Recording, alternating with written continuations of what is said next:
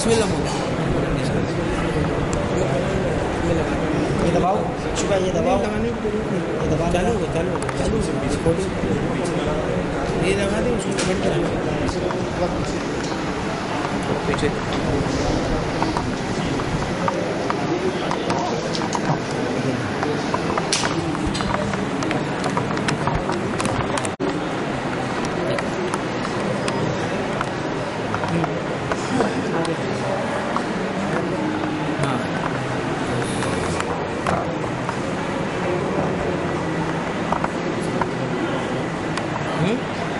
شروع کرنے بولیے. بسم اللہ مولانا بسم اللہ. پکڑ یہ پکڑ ایسے آگے مت ہاتھ رکھنا تو لکھے بند.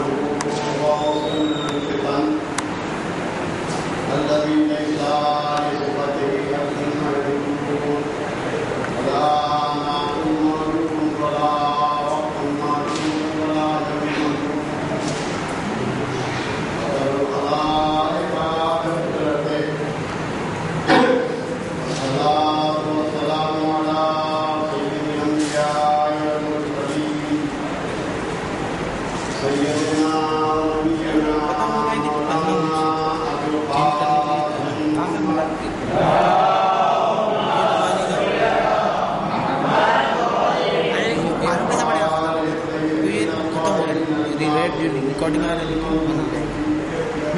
وہ سب بول دیں.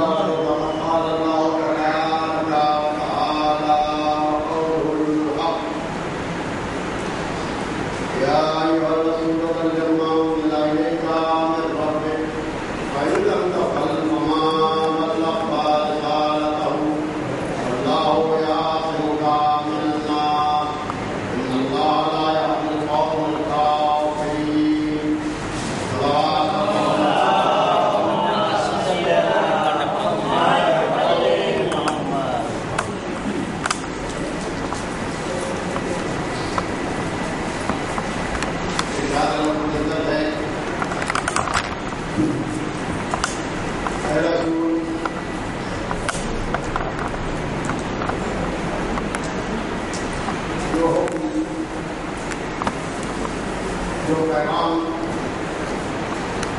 ہم آپ کو دے چکے ہیں، آپ اس پیغام کو بندوں تک پہنچا دیں.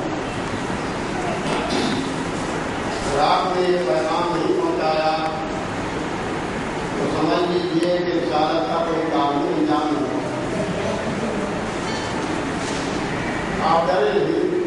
ہاں جی، ہم آپ کو لوگوں کے شہر سے محفوظ رکھیں. گلاسز لا کے رکھا نا. یقیناً اللہ کافروں کی ہدایت نہیں کرتا.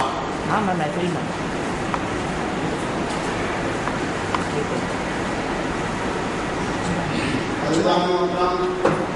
گلاس ملا. ہاں یہ حدیث مخصوص موقع پر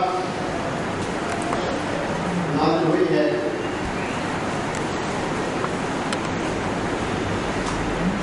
اور مسلمانوں میں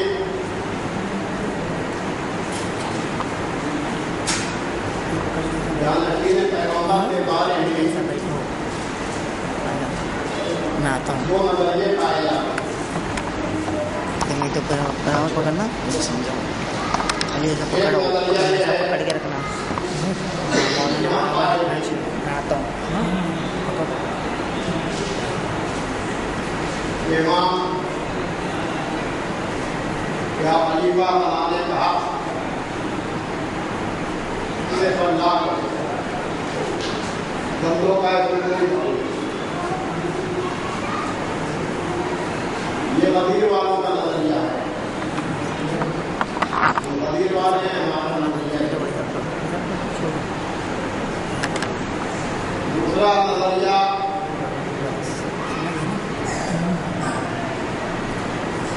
تقریب بنی سائلہ والوں کا جو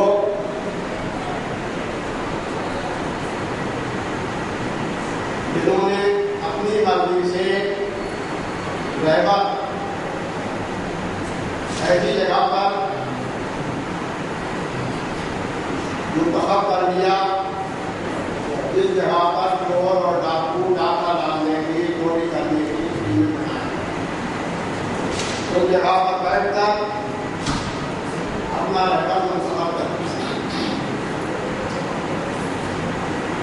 ہمارا کہنا یہ ہے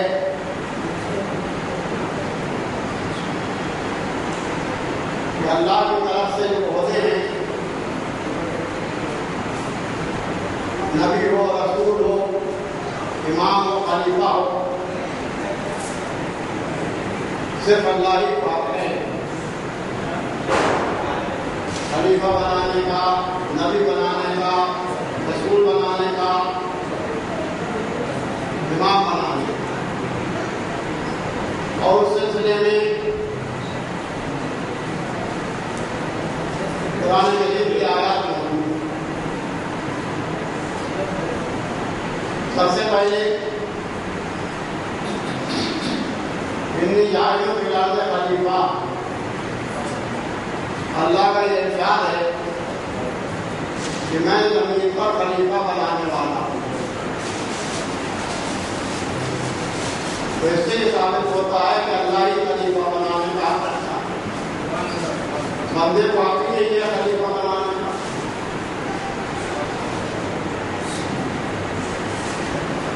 اگر اللہ کا یہ ارشاد ہوتا کہ بندے زمین پر خلیفہ بنائیں گے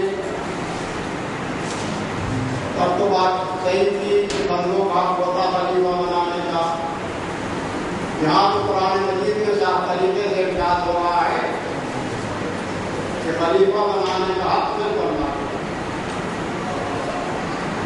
اور اس کے بعد دیکھیے قرآن مجید میں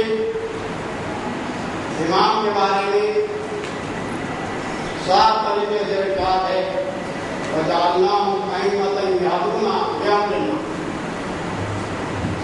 ہم نے ان لوگوں کو امام بنایا ہے جو ہمارے حکم سے ہدایت کرتے ہیں. تو اللہ کا ارشاد یہی تو ہے کہ ہم نے ان لوگوں کو امام بنایا جو ہمارے حکم سے ہدایت کرتے ہیں. یہ کہاں سے ثابت ہوتا ہے کہ امام بنانے کا بندوں کو ہے؟ مشہور معروف ہے کلمہ یذب طلع ابراہیم ربہ بکلمات فاتمہن قال انی جاعلک للناس اماما قال ومن ذریتی قال یا من لا ینال عہد الظالمین. اے میرے پیغمبر اس وقت کو یاد کرو جب جناب ابراہیم کا امتحان لیا چند کلمات کے ذریعے سے اور وہ اس امتحان میں پورے اترے تو اللہ نے کہا ابراہیم میں تمہیں لوگوں کا امام بنانے والا ہوں. امتحان میں کامیابی کے بعد اللہ نے یہ کہا کہ میں تمہیں لوگوں کا امام بنانے والا ہوں. یہ نہیں ہے کہ ابراہیم تمہارا امتحان ہو چکا, اب بندے تمہیں امام مقرر کریں گے. بندوں کو حق ہی نہیں دیا اس بات کا امام مقرر کرنے کا. ویسی بنا پر چاہے سقیفہ بنی ساعدہ میں خلافت کا مسئلہ ہو یا امامت کا مسئلہ ہو کچھ بھی ہو تو سب کے سب باطل ہو جاتا ہے. لوگوں نے مل کر ایک کو خلیفہ بنا لیا. یہ خلافت کہاں سے صحیح ہے؟ بالکل خلافت ساتھ ہے.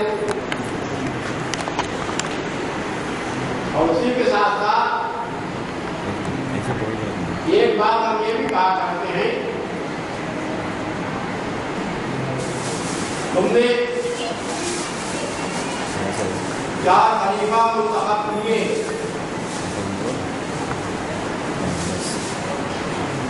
چوتھے خلیفہ مولا کائنات امیر المومنین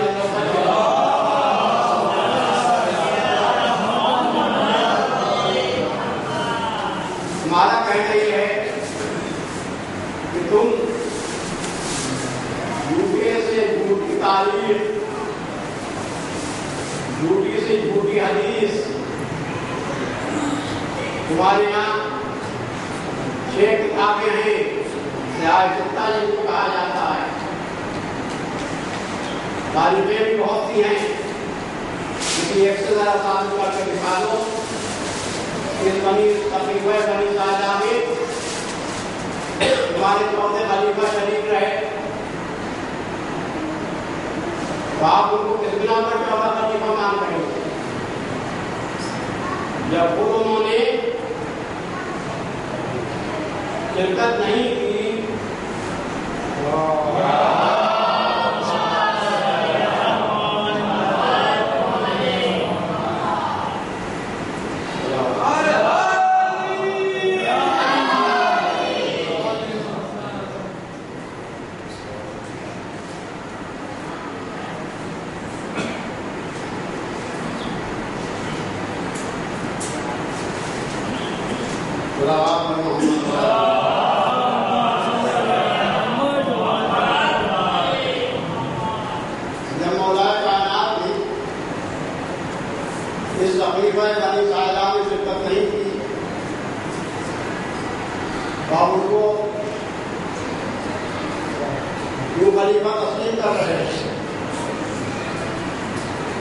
ان کا عمل اگر غلط تھا تو کس بنا پر ان کو خلیفہ مان سکے.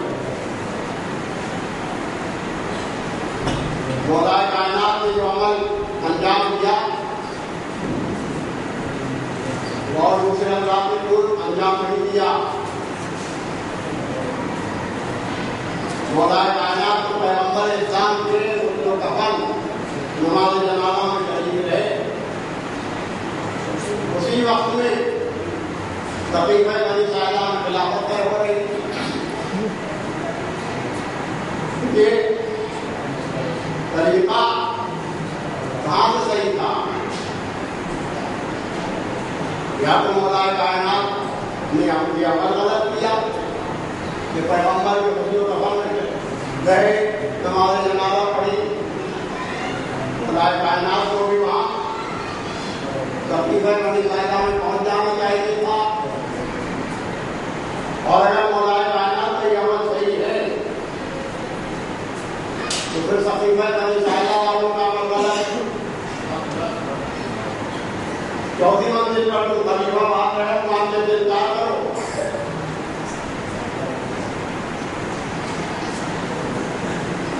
ہمیں تو یہ نظر آتا ہے کہ اللہ کی طرف سے شروعی سے اہتمام یہ ہوگا کہ خلافت، وزارت، ولایت سب اللہ کی طرف سے. چنانچہ 40 سال تک پیغمبر اسلام نے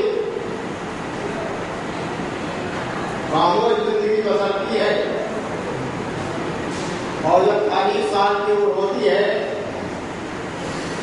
تو اس کے بعد اللہ کا حکم یہ ہوتا ہے کہ میرے نبی اعلان نبوت کر دو. پیغمبر اسلام نے حضرت علی علیہ السلام سے فرمایا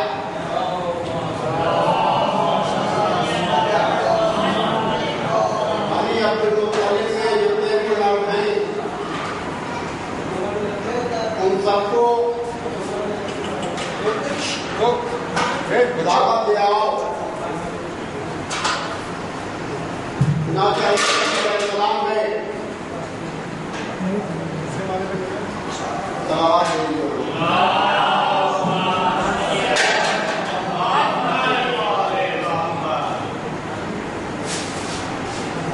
حضرت علی علیہ السلام گئے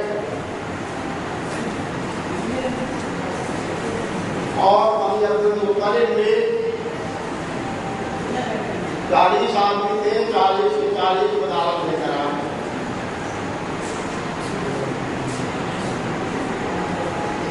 اور حضرت علی علیہ السلام نے عرض کی یا رسول اللہ دعوت کو دیا ہے. پیغمبر اسلام نے فرمایا دعوت دے کر آئے ہو ان کے کھانے کا بھی کوئی انتظام کرو. مولا نے بکرے گرام 3.25 سے گیہوں 1 پیالی دودھ فراہم کیا. 40 کے 40 آدمی جب جمع ہوئے تھے تو مولا پیغمبر اسلام نے اس کھانے کو تھوڑا تھوڑا رکھا. 40 کے 40 وہ کھانا سیر ہو کر کھایا اور اس کے بعد کھانا بن گیا.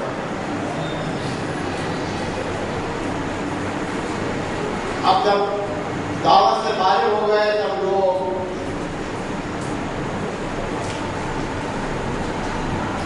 پیغمبر اسلام نے فرمایا آج میں تمہارے لیے ایک تشریف لے کر آیا ہوں جس کی وجہ سے تم دنیا اور آخرت دونوں میں کامیاب ہو. دیکھو یہ 360 لوگ جو تم نے بنا رکھے یہ بالکل بیکار ہے.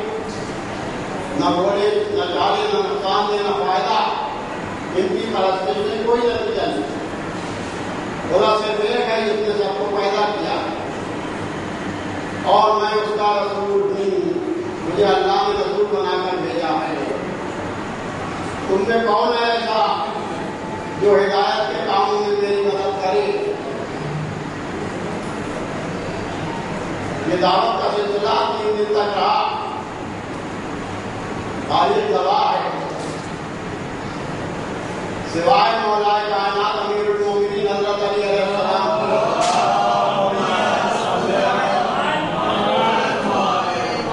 کوئی بھی نہ اٹھا. جب تیسرے دن حضرت علی علیہ السلام کھڑے ہوتے ہیں پیغمبر اسلام حضرت علی علیہ السلام کے کاندھے پر ہاتھ رکھ کر فرماتے ہیں انہوں نے ہدایت کے کاموں میں مدد کرنے کا وعدہ کیا ہے تو یہ ہے میرے بعد میرے خلیفہ میرے وکیل میرے وزیر میرے جانشین.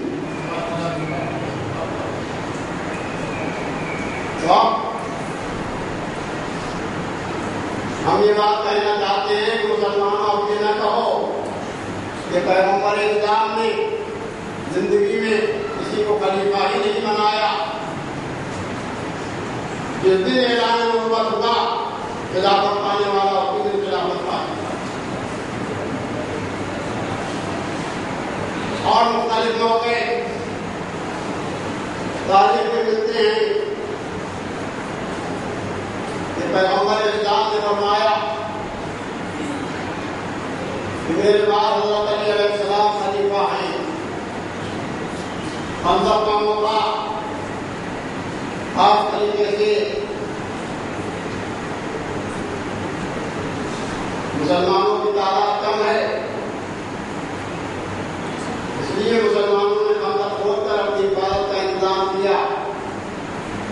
عرب کا مشہور پہلوان عمرو بن عبد الود خندق کو پھاند کر پیغمبر کے بیٹے کے قریب آتا ہے.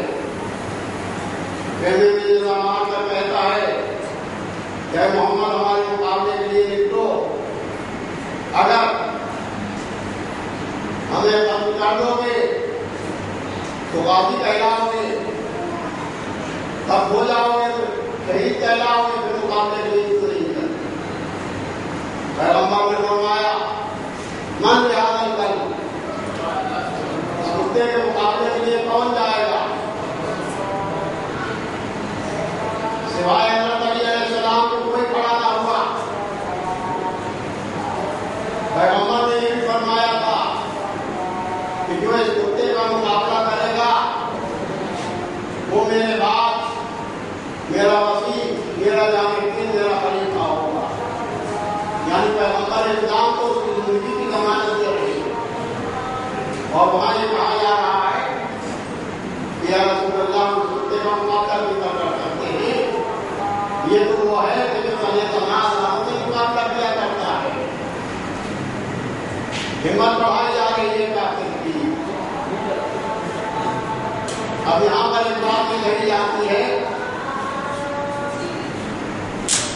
کہ اس میں تو جناب سلمان بھی تھے، سلمان کو نہیں اٹھے مقابلے کے لیے۔ تو بات یہ ہے کہ پیغمبر اسلام نے فرمایا تھا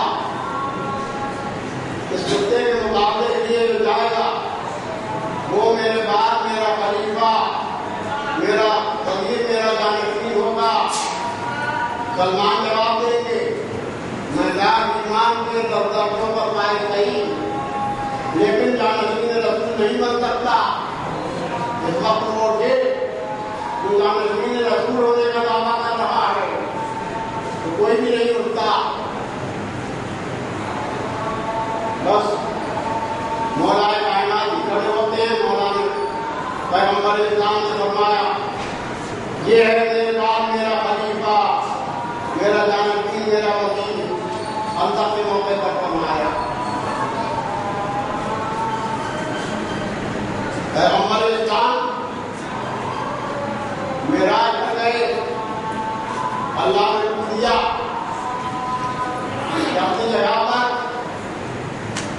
جانشین مقرر کر دیجیے۔ وہی ہو گئی پیغمبر پر اس موقع پر، معراج کے موقع پر۔ اب اتنی جگہ پر پیغمبر کو اٹھنا چکا، پیغمبر کی اپنی فائل کا کوئی نتیجہ بھی نہیں ہوا، کوئی سوال ہی نہیں ہے۔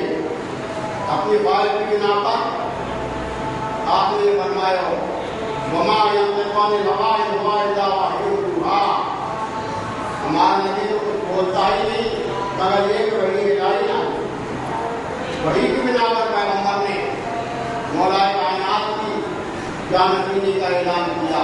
معراج کے موقع پر بھی، دعوت البشیرہ کے موقع پر بھی، خندق کے موقع پر۔ اب آیا قدیر والا معاملہ۔ پیغمبر اسلام نے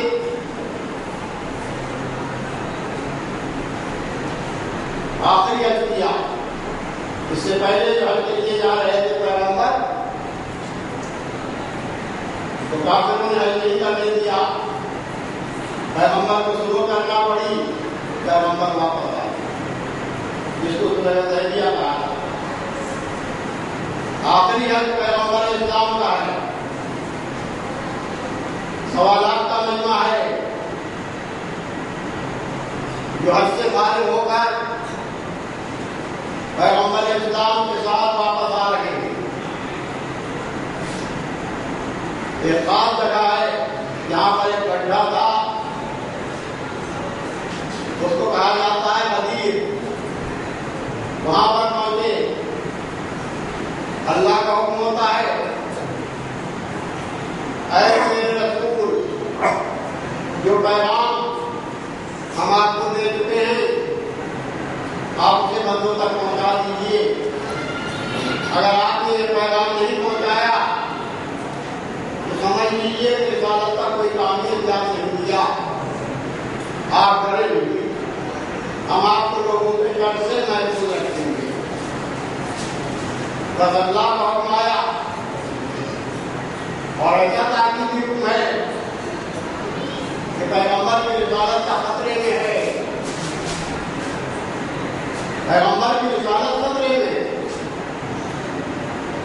یعنی اگر تم نے یہ پیغام نہیں پہنچایا تو رسالت کا کوئی کام ہی انجام نہیں دیا۔ تاکیدی حکم آیا، پیغمبر اسلام ہے جو آگے بڑھ رہے تھے انہیں واپس بلایا گیا، جو پیچھے رہ گئے تھے ان کا انتظار کیا گیا، لوگ ایک جگہ پر جمع ہوئے، پیغمبر نے فرمایا زمین کانٹوں سے صاف کی جائے، بالان شکر کا ممبر بنایا جائے، زمین کو کانٹوں سے صاف کیا گیا۔ تعمیری کام ہونا ہے، جب تعمیری کام ہوتا ہے تو زمین کو کانٹوں سے صاف کیا جاتا ہے، بالان شکر کا ممبر بنایا گیا، پیغمبر اسلام اس ممبر پر تشریف لے گئے، آپ نے آنے والی موت سے لوگوں کو آگاہ کیا اور اہل بیت کی تاریخ کے الفاظ نے فرمائی انی تاریخوں کی مستقل کتاب اللہ بیتی اہل بیتی مان تمسکتم بہدان تذکر بعدی فإن ہماری مختلف آفتا یہدا علیہ الحور، میں تمہارے درمیان دو گرا قدر چیزیں چھوڑے جاتا ہوں، ایک کتاب خدا اور دوسرے میرے اطلاعات جو کہ میرے اہل بیت ہیں، اگر تم نے ان دونوں سے تمسک اختیار کیا تو آگے گمراہ نہ ہوگے، اور یہ دونوں چیزیں آپس میں ہر ایک دوسرے سے جدا نہ ہوں گی یہاں تک کہ میرے پاس عہدے کا عہدہ کرتے ہیں۔ اب پیغمبر فرماتے ہیں اللہ کے جتنے بھی احکام تھے وہ سارے کے سارے احکام میں نے اس تک پہنچا دیے۔ اس کے بعد پیغمبر اسلام مجمع سے قرار دے رہے ہیں الوقت اولا بکم من انفسکم، کیا میں تمہارے نفسوں پر اولا نہیں ہوں، کیا میں تمہارے اوپر حاکم نہیں ہوں؟ مجمع کہتا ہے بڑا یقیناً آپ ہمارے اوپر حاکم ہیں۔ اب پیغمبر اسلام حضرت علی علیہ السلام کو بلاتے ہیں اور اس کے بعد دانا پکڑ کر مولا کو اتنا بلند کرتے ہیں کہ مجمع کے سامنے صرف مولا کائنات نظر آتے ہیں۔ پیغمبر اسلام چھٹ گئے۔ مطلب یہ ہے کہ جب میں نہ رہوں تو میرے بعد علی ابن ابی طالب میرے جان کی نہیں۔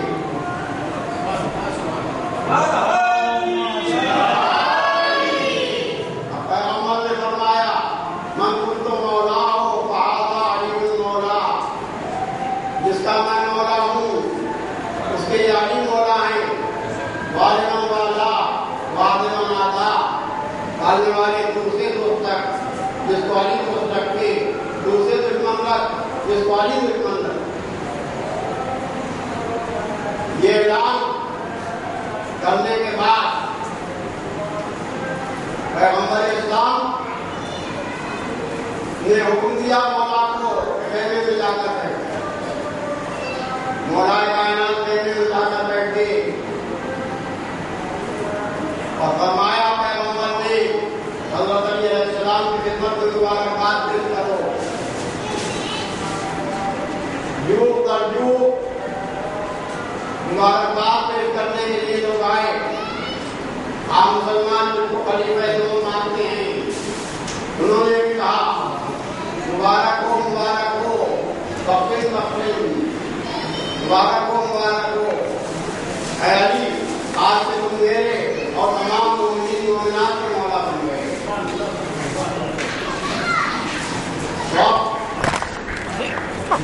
اعلان خلافت بالکل واضح تھا، مگر اس کے باوجود لوگوں نے کہنا شروع کر دیا کہ پیغمبر نے یہ فرمایا ہے جس کا میں مولا ہوں اس کا بھی مولا ہے. مولا کے معنی ہے دوست کے، یعنی جس کا میں دوست ہوں اس کے علی دوست. غور کرنے کی بات یہ ہے کہ اتنے اہتمام کے ساتھ یعنی جو مجمع آگے بڑھ گیا ہے اسے واپس بلایا گیا، جو پیچھے رہ گیا ہے اس کا انتظار کیا گیا. کیا اتنا اہتمام سے وجہ سے تھا کہ بس مجمع کو یہ بتا دیا جائے کہ حضرت علی علیہ السلام میرے دوست تھے؟ یہ اہتمام تو بتا رہا ہے کہ جو مولا کائنات حضرت علی علیہ السلام ہے وہ کوئی دوسرا نہیں. صرف اتنا بتانا کہ علی میرے دوست ہیں. کب دشمنی حضرت علی علیہ السلام کو دشمنی کب کی؟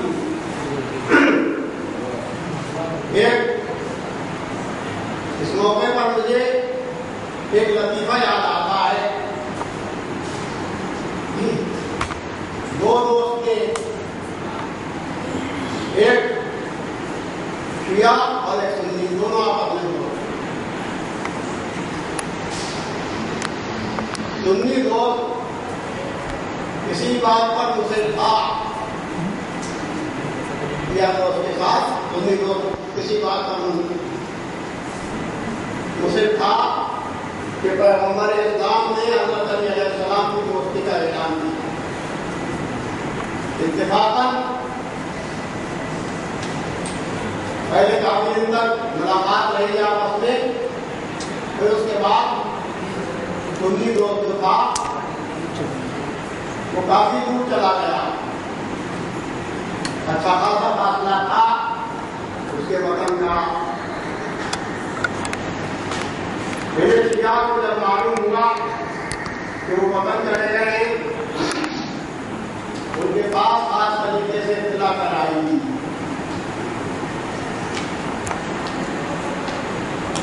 کہ مجھے بہت ضروری کام انجام دینا ہے، بہت ضروری بات کرنا ہے، لہذا تم فوراً چلے آؤ. اس نے یہ سوچا کہ ابھی تو میں ان سے جدا ہوا ہوں، اب یہ میرے دوست کیوں بلا رہے ہیں؟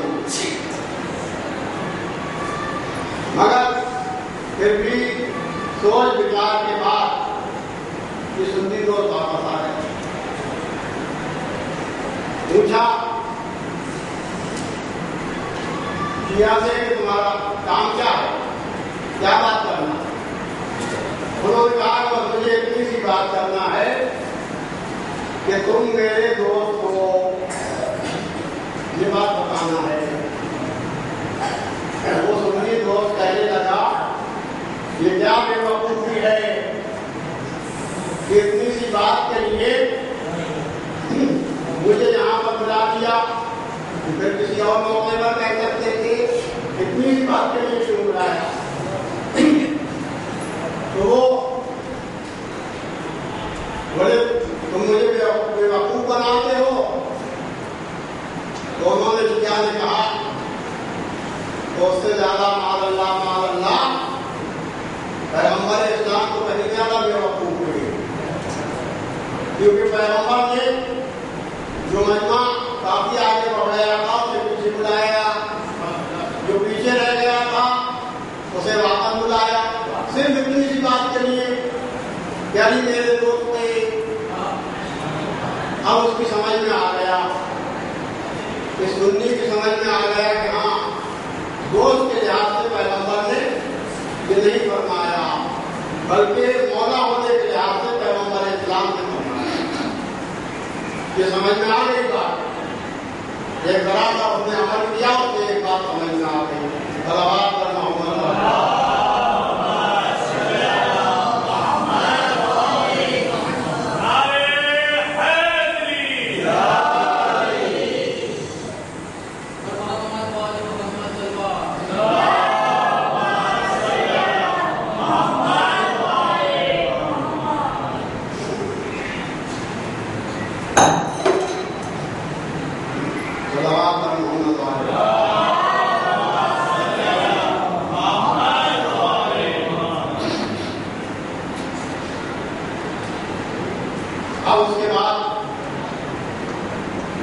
جب یہ سارا اعلان ہو چکا 3 دن کا قافلہ رکا رہا تھا.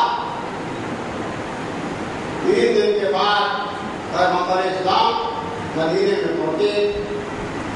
مسجد رسول میں تشریف فرما کے خالد بن نعمان بحری آیا اور اس نے آ کر کہا اے پیغمبر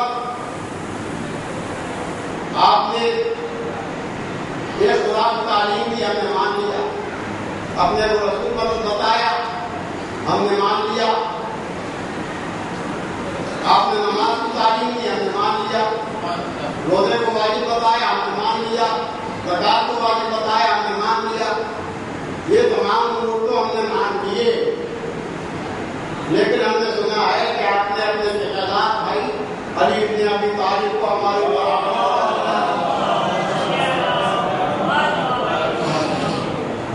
یہ امر اللہ کی طرف سے ہے یا آپ کی اپنی خواہش کا نتیجہ ہے؟ پیغمبر اسلام نے فرمایا قسم خدا کی جس کے قبضہ قدرت میں میری جان ہے جن امور کا تم نے نام لیا یہ امر بھی خدا کی طرف سے ہے. حارث بن نعمان بحری یہ کہتا ہوا واپس جانے لگا پالنے والے یہ بات جو محمد نے کہی ہے اگر وہ حق ہے تو میرے اوپر پتھر گرا یا کوئی اور دردناک عذاب نازل کر. وہ تھوڑا سا آگے بڑھا تھا آسمان سے پتھر آیا اور وہ بالکل بھوسا بن گیا. اس طرح ہوا تو قبیلے کے منکر جو ہیں ان کو اس طرح کی سزا دی جاتی ہے. جب مولود کعبہ پر وقت آیا تو اللہ نے پتھر کا عذاب بھیجا اور جب کعبے پر وقت آیا تو اللہ نے چھوٹی چھوٹی کنگریوں کے ذریعے عذاب بھیجا.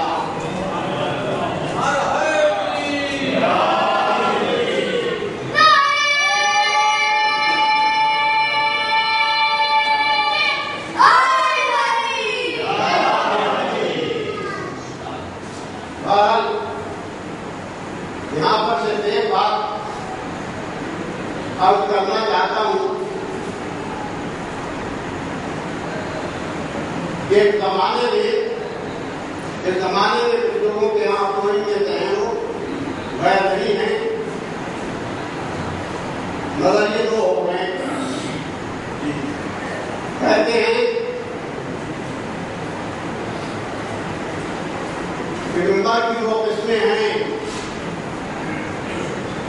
ایک ممبر ہے بدیر والا میدان والا اور دوسرا ممبر ہے مسجد والا. میدان والے ممبر سے صرف فضائل اہل بیت بیان کیے جائیں اور مسجد والے ممبر سے احکام شریعت بیان کیے جائیں. یہ نظریہ ہے. پیغمبر اسلام نے ممبر پر جاتے ہی خطبہ بدیر کو اٹھا کر دیکھیے. پیغمبر نے ممبر پر جاتے ہی تبلیغ کی ہے. نماز روزہ خمس و زکات اگر اس خطبے کو آپ اٹھا کر دیکھیں تو آپ کو اندازہ ہوگا کہ 3 گھنٹے میں وہ خطبہ ختم ہونے والا ہے. باقاعدہ پیغمبر اسلام نے بدیر کے ممبر سے تبلیغ کی ہے نماز روزے کی. آپ یہ کہنا کہ نماز روزے کی تبلیغ امام باڑے والے ممبر سے نہ کی جائے میدان والے ممبر سے نہ کی جائے غلط ہے. فضائل اہل بیت بھی بیان ہوں گے اور اسی کے ساتھ ساتھ تبلیغ بھی کی جائے گی. احکام شریعت بھی بیان ہوں گے. دیکھیے ایک تو یہ موقع کہ پیغمبر اسلام نے میدان والے ممبر سے بھی احکام شریعت بیان کی ہے. فضائل کا یہاں تک سوال ہے کہ یہ جو کہتے ہیں کہ مسجد والے ممبر سے صرف مسائل بیان ہونا چاہیے تو ایسا بھی نہیں. پیغمبر اسلام مسجد میں ہیں احکام شریعت بیان ہو رہے ہیں قرآن مجید کی آیات بیان ہو رہی ہے. کمزور شہزادہ آتا ہے امام حسین علیہ السلام.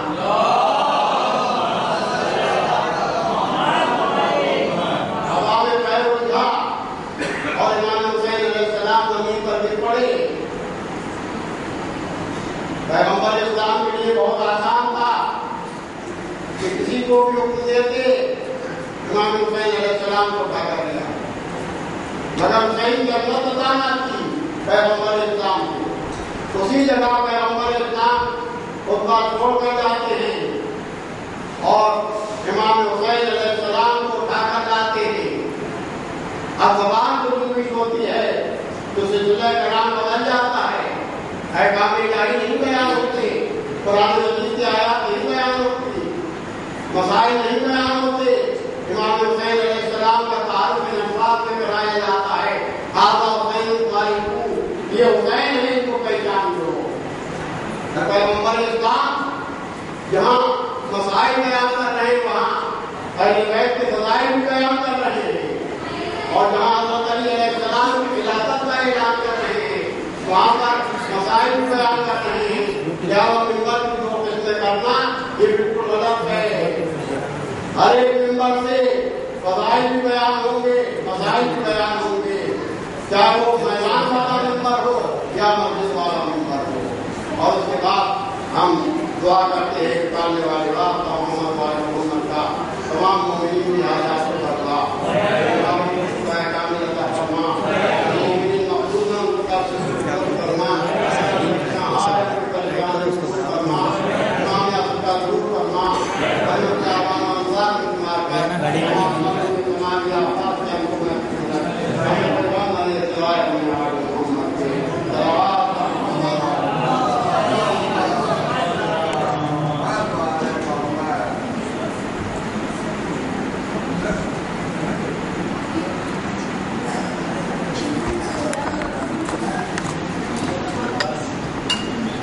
دیکھ کیا گرا. ہاں چلو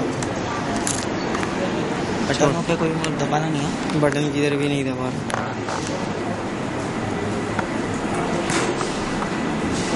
بس گرے گا تو نہیں ابھی کہاں سے گرے گا. دیکھ دیکھ تو دیکھ لے, میں نے دیکھ لیا. لو, میرے کو نہیں